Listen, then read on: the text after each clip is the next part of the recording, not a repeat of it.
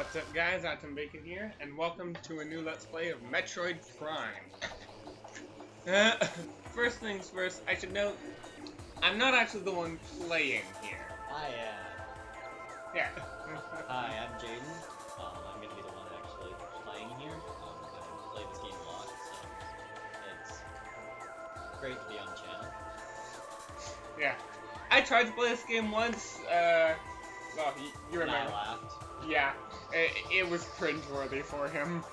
I was absolutely terrible at the game, so that's why he's gonna be playing and I'm gonna be commentating. Which is gonna be a fun little challenge for me because I'm commentating on a game that I'm not playing, as well as a game I know little to nothing about. So, just go ahead and start up a new game. Set whatever settings you need.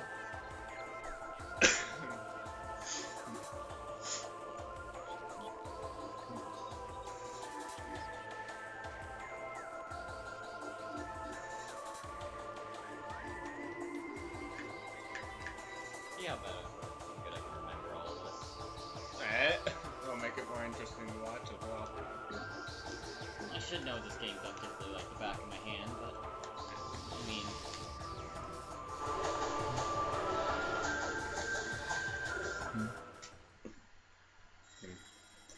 Turning the mic sensitivity up and the game volume down so that my mic can pick you up a bit more effectively. sounds good. Since you're the one wearing the headset. Yeah. And unfortunately, even if you weren't too lazy to pull out your headset, we couldn't have two plugged in because I only have two working USB ports and one's taken up by the recorder. Yeah, I don't know what that second USB sticking off of it is for. You want me to explain some Yeah, lore? sure. Okay. So, Metroid Prime takes place right after... it's foggy in my memory right now. I think it'd be Super Metroid. And right now, Samus is just getting a distress signal from a frigate. She does not know what happened. They just know that it's been abandoned and she's going to investigate it. That's pretty much all we know at this point. Well, I mean, anybody that hasn't played the game Are you sure you don't just want to wear the headset? No, I'm good. I don't plan on talking a lot, but I'm actually playing. I guess that's a good point.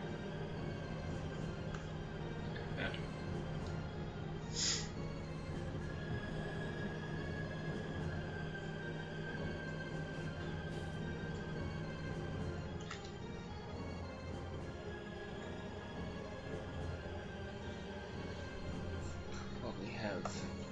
There we go. That's better.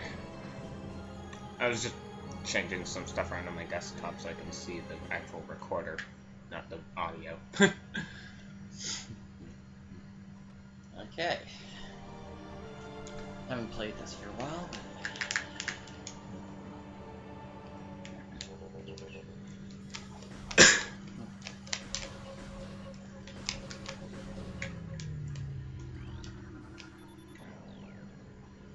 Didn't it take me like half a minute to figure out how to target those things?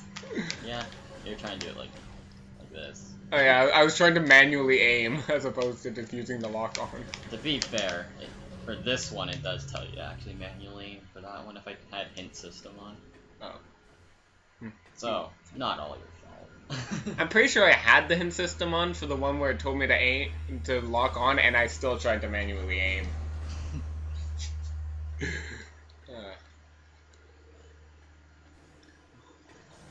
What was the boss I got?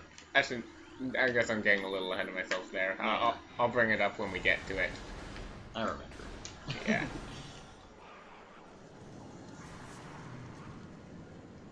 That is the Morph Ball. It will help me get into tighter spaces and have more mechanics later. Not going to get too into it.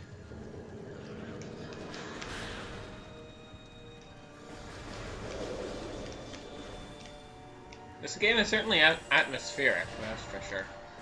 Yep.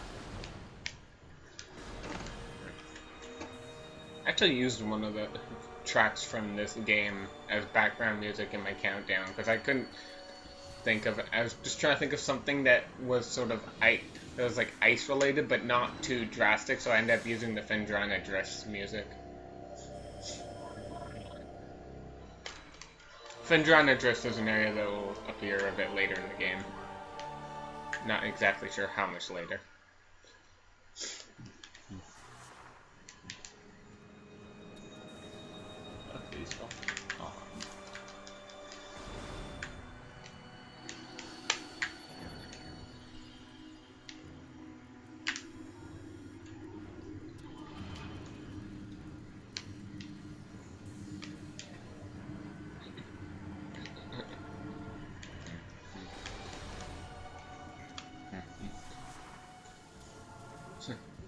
Conveniently placed wiring faulty.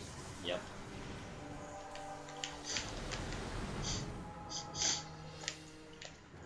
First enemy.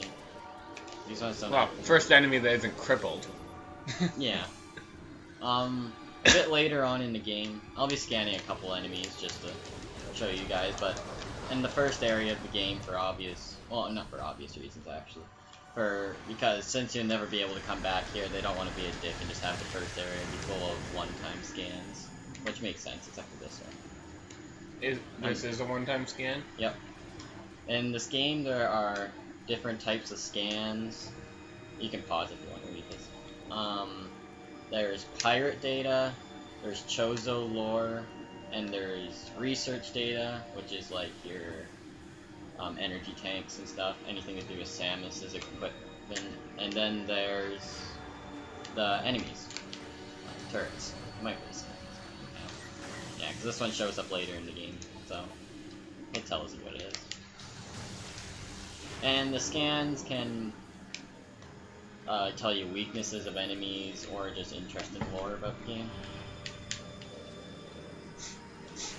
Something I negated to do quite a bit when I played. It's a bit of a pain, but it's part of 100%.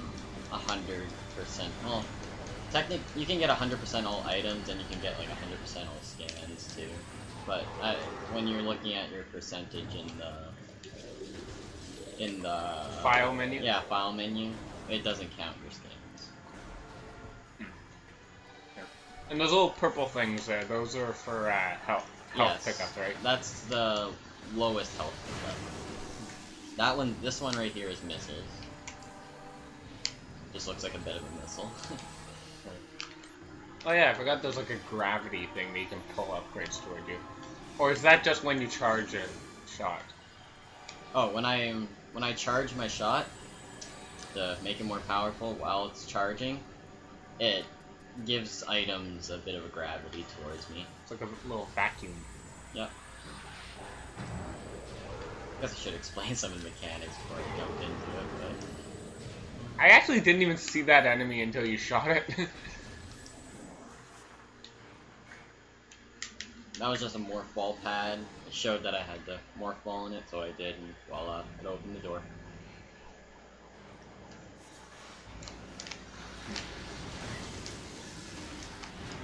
You don't need to make things so complicated. I know. And this is the save station. First save station in the game. They replenish your health fully, and guess what? They save your game.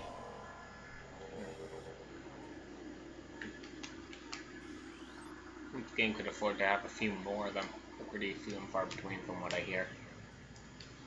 They're fine. If you know how to get around. Right, okay.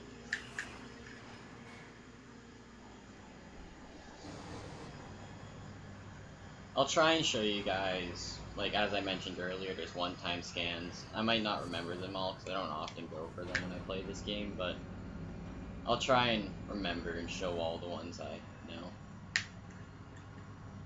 But a lot of the one-time scans consist of like bosses and really dickishly placed enemies, which those are the ones I probably will remember. This is a one-time scan, but I mean, it's kind of obvious it's a boss. You're not going to see it again. Or are you? Dun, dun, dun. Well, you'll see it plenty if you play Brawl.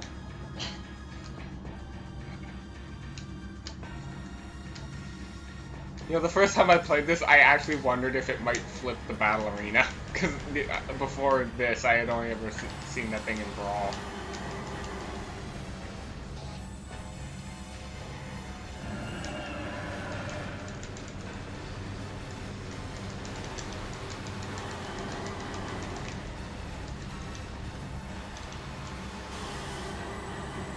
It hit me for 0 damage. Really? Wow. I wasn't looking.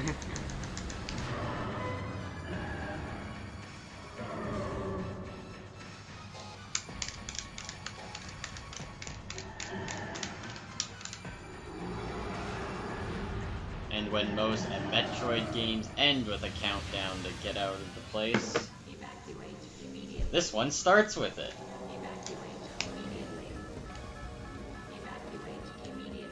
I don't remember how much time you have to get out of this one, but it's pretty lenient. Yeah, 7 minutes. That's plenty of time. And yet, I almost screwed it up. Yeah, because we all know you're great at Metroid. Yeah. Well, I mean, now you do. Yeah. There's a reason I'm playing. Yeah. And even though I own the game, don't expect another Let's Play from me anytime soon. I mean, to be fair, I was better at Other M than I was at Prime, but, well, until near the end, I had some troubles with the Queen Metroid in that one. Do I really have to worry about spoiling Other M for people, or? Yeah.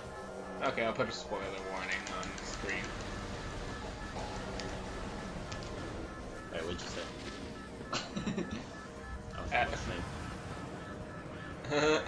I mentioned I mentioned something about the final boss. I have to hit the door, right? Actually, I'm gonna scan these. I doubt they're one-time scanned, but what are they? Creepy. Oh, they might actually be one-time scanned. I don't remember if this one is in there. Without moment. I need to stop talking really quietly. I need a little bit of momentum to get over those humps, so it can be a bit awkward sometimes when I'm in Morphball. Or in half pipe. Yeah, I saw this really interesting theory thing about, like, the trying to figure out how Samus and Morphball works. Like, everyone tries to think of it from a real-life scientific perspective, but somebody said that their theory was that when Samus goes into Morphball mode, her spirit actually separates from her body, which actually makes a lot of sense when you think about it. This game is in a first-person perspective, but when you go into Morphball mode, you seemingly go into a third-person perspective. And it would also explain how she's able to contract into such a small ball, despite the size of her armor. Well, I mean, then there's Matt Pat, who just said Samus can literally just curl up that small if she really wanted to. Well, sure, her body can, but let's not forget just how bulky her armor is. Oh no. I'm lost. Don't kill me. Yeah, you got another 4 minutes to get out. No, I mean, I meant the giant... that thing. Oh, I went the wrong way. Ah! Oh, that doesn't kill you. Good to know. Never actually got hit by that before. I got really disoriented there. Okay. There we go.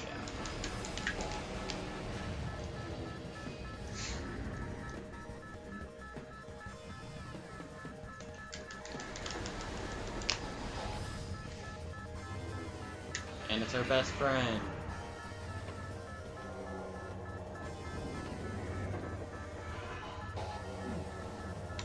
Good old Ridley.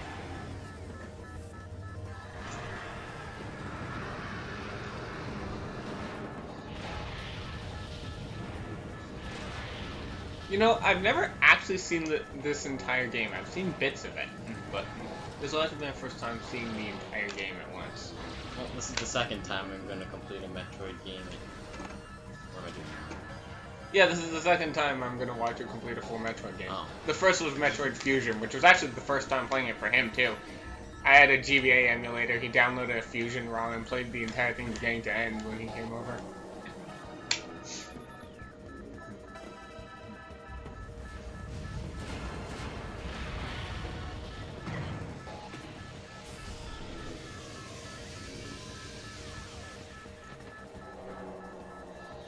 That was some low-grade looking armor now.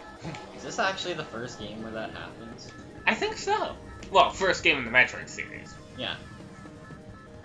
I'm trying to think. What came before this? I don't think Fusion had, No. lose your powers. Fusion was just she got, like, taken over by an X virus and they had to cut off pieces of her armor, too. So does that really count? Well, you never had your power-ups, so maybe it does. It doesn't count as losing your power-ups unless they let you play with the powers before taking it away. Tells Zilia. Although at least in Zilia, there's a chronological reason that you lose what you lose. I don't really think that's spoiling too much because it happens in, much like in this game, it happens in like the first dungeon. But I'm getting off topic. Wrong game.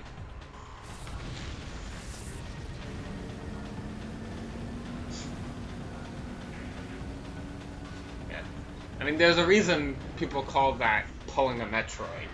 You know, I never really thought of it, but Samus just lost, like, more than half her power-ups, and then she decides to chase a giant pterodactyl that she can barely face when she has all of her power-ups.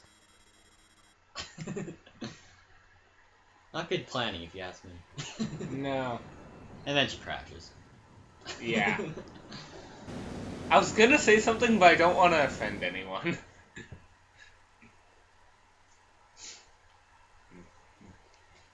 I'll tell you what I was going to say in between episodes. And now the viewers are just gonna be perpetually wondering, what the hell was he gonna say? But to be fair, I don't have that big of an audience right now. How long are we into this? 17 minutes. Okay, I think... we can end the first one off here. Yeah, that's what I was thinking. After this cutscene's over? Yeah.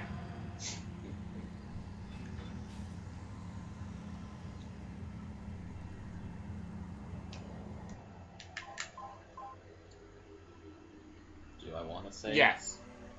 You're not going to lose anything? Or... Nope. Okay. Well, game has been saved. Alright. So with that, we're going to end off the first episode here.